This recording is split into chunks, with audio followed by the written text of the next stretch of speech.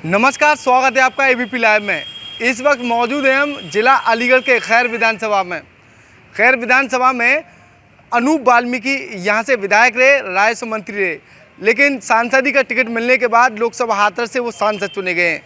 वहीं खैर लोकसभा को लेकर काफ़ी दिलचस्प नज़ारा जो है वो चुनाव को लेकर है। वजह है चंद्रशेखर आज़ाद यानी कि आज़ाद समाज पार्टी के राष्ट्रीय अध्यक्ष के द्वारा बीते दिनों अलीगढ़ में आने के बाद खैर विधानसभा को जीतने का दावा किया था। साथ ही उनके द्वारा कार्यकर्ताओं को मजबूती के साथ चुनाव लड़ने का आह्वान भी किया, जिसको लेकर लगातार जो आज़ाद समाज पार्टी के जिलाध्यक्ष हैं, मंडल अध्यक्ष हैं, तमाम जो कार्यकर्ता हैं वो लगातार खैर विधानसभा में आए हुए हैं। उनके द्वारा लगातार कैंपिंग की जा रही है।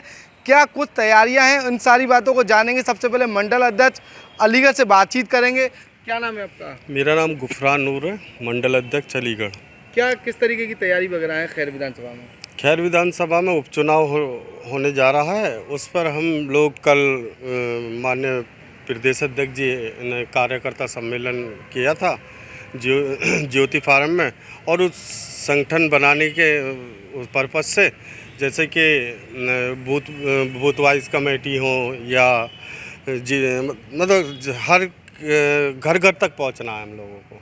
क्या तैयारी है? खैर में कैसे जीते? खैर में बहुत अच्छा रिस्पांस मिल रहा है। हम जहाँ भी जा रहे हैं कमेटी बना रहे हैं बूथ स्तर की, और बहुत ही अच्छा लोग हमें हमारा आदर सम्मान कर रहे हैं। ये सारी चीज़। ये बताइए, जैसे आप लगातार खैर में मेहनत कर रहे हैं, चंद्रशेखर आज़ाद जी भी बोल रहे थे आपके राष्ट्रीय अध्यक्ष जो है कि खैर विधानसभा हमें हर हालत में जीतनी है, लेकिन अगर आम जनता की और कार्यकर्ताओं की बात कही जाए तो कार्यकर्ता को ही सबसे पहले अपने प्रदेश अध्यक्ष, आला वरिष्ठ पदाधिकारियों से बातचीत करनी पड़ेगी, लेटर वगैरह भिजवाना पड़ेगा, उसके बाद राष्ट्रीय अध्यक्ष जी से मुलाकात होगी।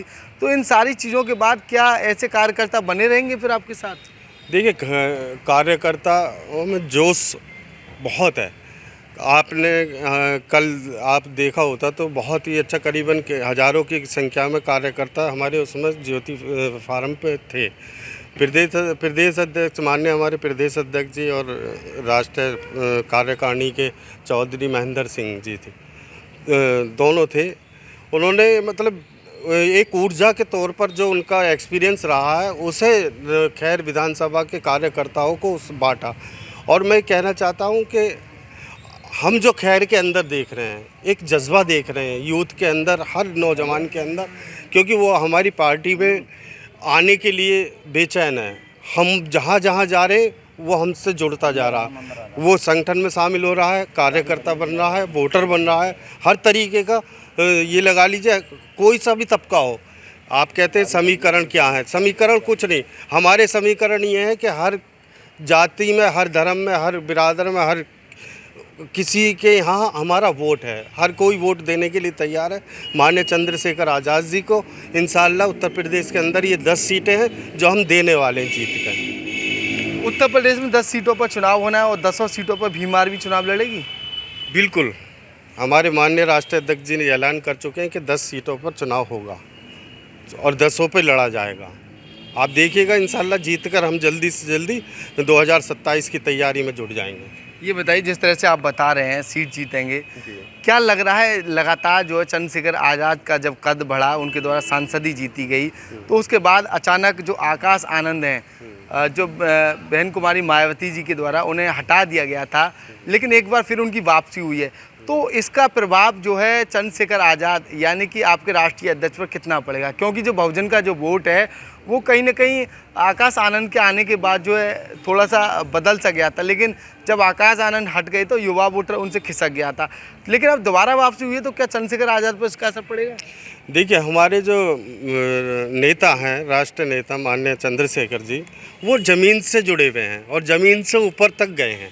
आपने देखा होगा कि सांसद सीट जीतकर पार्लियामेंट के अंदर जो पहुँचे हैं वो नीचे से ऊपर तक पहुँचे हैं।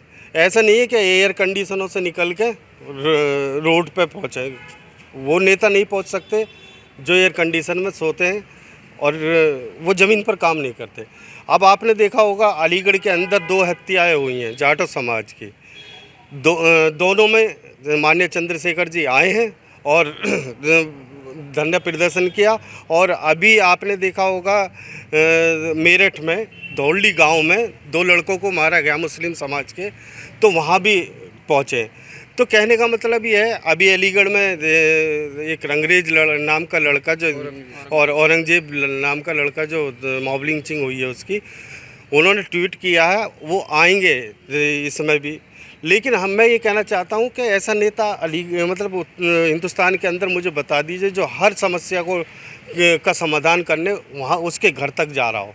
कोई नहीं जा रहा, सिर्फ ट्वीट कर देते हैं या थोड़ी बहुत मीडिया पे आकर उसकी चर्चा कर देते हैं, और कुछ नहीं है। बोलने वाला कोई नहीं है, सिर्फ हमारे नेता एक ऐसे हैं जो बोल रहे हैं और करके दिखा रहे हैं, और इंशाल्लाह 2027 में मुख्यमंत्री के रूप में वो ही होंगे।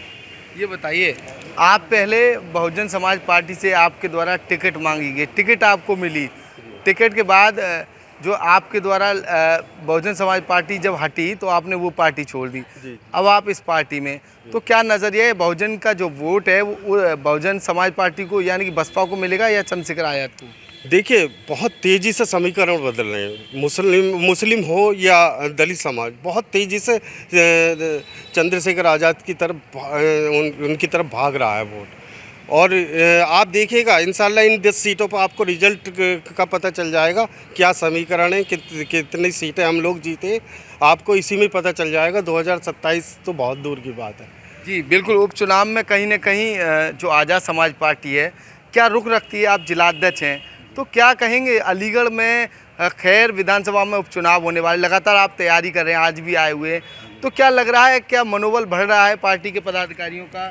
मनोबल नगीना सीट जीतने के, मेरा नाम पवन कुमार है, मैं जिलाध्यक्ष अलीगढ़ आज़ाद समाज पार्टी काशीराम से हूँ। जहाँ तक मनोबल का सवाल है कि जब से माननीय अध्यक्ष जी नगीना से सांसद बने हैं, वहाँ से जिस तरीके से चुनाव को जीता गया है, दलित मुस्लिम वोट ने एक होकर जो वोट किया है, 1.5 लाख प्लस वोटों से जो जीत हुई है, उससे युवाओं में तो क्या बाकी जो लोग हैं, बाकी सारे बहुजनों में इतना जोश है कि जो बीजेपी का या बीएसपी का जो वोट बैंक था, जो कहते थे कि हमसे वोट खिसक नहीं सकता, वो बड़ी तेज़ी से खिसक रहा है, क्योंकि वो राष्ट्रीय अध्यक्ष जी के संघर्ष से बहुत ज़्यादा प्रभावित हैं। खैर में कैसा रेस्पॉन्स? खैर में अच्छा रेस्पॉन्स है। कल कार्यकर्ता सम्मेलन हुआ था जिसमें माननीय प्रदेश अध्यक्ष जी भी आए थे, कोऑर्डिनेटर भी आए थे, और हमारे अलीगढ़ से पूर्व मंत्री रहे माननीय चौधरी महेंद्र सिंह भी रहे, और हमारी पूरी दोनों मंडल की टीम, आगरा अलीगढ़ मथुरा मंडल की टीम मौजूद रही थी। तो लगभग हज़ारों की संख्या में लोग मौजूद थे, और सभी ने ये कहा है कि जिस तरह से परिवर्तन नगीना में हुआ है, हम खैर पर भी वही मेहनत करेंगे, और हम उस परिवर्तन को खैर में भी करके दिखाएंगे। जिस तरीके से सम्मेलन हुए नगीना में, मैं उस प्रचार में 20 दिन वहाँ पर मौजूद रहा था धामपुर में। मैंने जो ज़मीनी स्तर देखा, सभी लोगों ने वोट किया, ऐसा नहीं कि एक जाति के लोगों ने वोट किया, लेकिन मुस्लिम समाज ने बहुत ही एक तरफा वोट किया था, जिससे इतने वोटों से हम जीत सके। वही समीकरण हम यहाँ भी बनाएंगे, सारे बहुजन समाज को एक मंच पर लाकर इकट्ठा करेंगे, उस वोट को एकजुट करेंगे, और हम बीजेपी को हराएंगे। यहाँ पर इस सीट पर सीधी हमारा मुकाबला बीजेपी से होगा। बीजेपी से? जी जी बिल्कुल। साफ तौर पर आज़ाद समाज पार्टी के जिला अध्यक्ष हैं, मंडल अध्यक्ष हैं, तमाम पदाधिकारी यहाँ मौजूद रहे। खैर विधानसभा की अगर बात कही जाए तो खैर विधानसभा में 4.25 लाख के करीब वोटर हैं। खैर विधानसभा में आरएलडी का अच्छा दबदबा रहा था, लेकिन आरएलडी को पछाड़ने के बाद भारतीय जनता पार्टी के द्वारा यहाँ पर अपना वर्चस्व कायम किया। लेकिन अब बीते दिनों आज़ाद समाज पार्टी के राष्ट्रीय अध्यक्ष के द्वारा दिए गए बयान के बाद यहाँ सियासत गर्मा चुकी है। 2024 के लोकसभा चुनाव के बाद लगातार आज़ाद समाज पार्टी के जो राष्ट्रीय अध्यक्ष हैं वो मनोबल से काफ़ी ऊंचे नजर आ रहे हैं, यानी कि उनका मनोबल बढ़ा हुआ नजर आ रहा है। यही कारण उनके द्वारा बयान दिया गया था खैर विधानसभा ने हर हालत में चाहिए। यही कारण लगातार पार्टी के पदाधिकारी जो है या खैर विधानसभा पर आकर कैंपिंग कर रहे हैं। अब देखना ये होगा खैर विधानसभा का उपचुनाव जो होना है उसमें आज़ाद समाज पार्टी किस तरीके का वर्चस्व लहराएगी। एबीपी लाइव से खालिद अंसारी, अलीगढ़।